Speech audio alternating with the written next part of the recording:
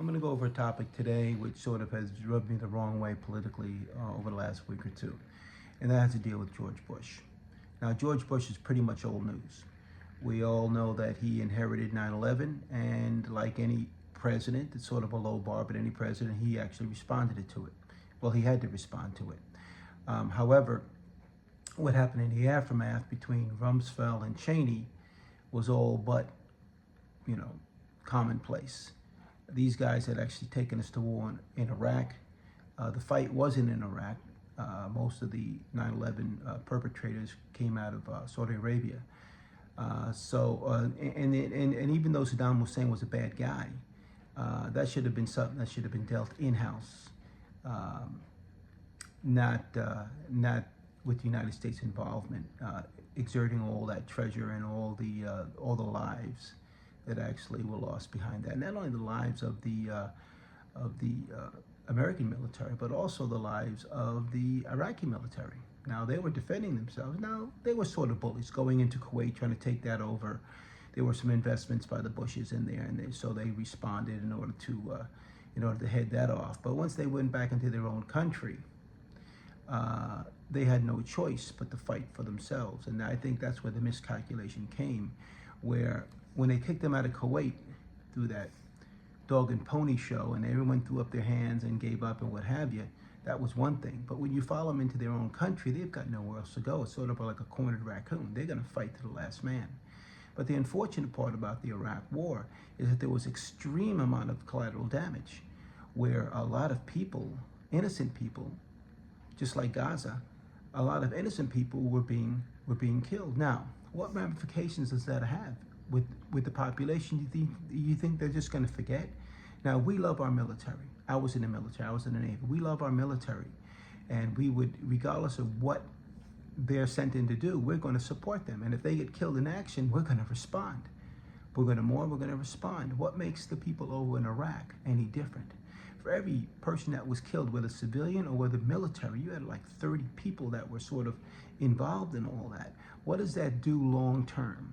What it does long term, it creates animosity towards the individuals that killed, regardless of why they killed them. If they were occupiers, if they were liberators, it makes no difference. The fact is, they were killed through collateral damage. So what winds up happening is things like ISIS. ISIS is a next generation terrorist derived from the original Iraq war.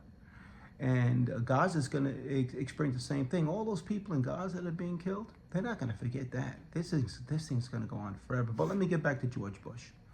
Okay, so George Bush, with Donald Rumsfeld and Dick Cheney, went into Iraq. That was a needless war. Iraq should have been taking care of its own business and not having us go in there to do it. And obviously, there was some type of monetary incentive in one way, shape, or form for certain parts of the people that were in power in order to do that. But George Bush was, similar to Trump.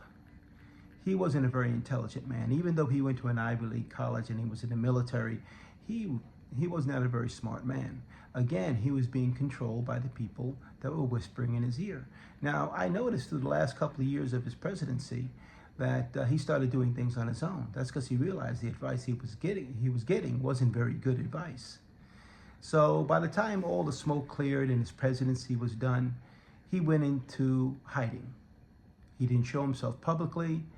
Well, maybe because he was also wanted by many countries around the world as a war criminal.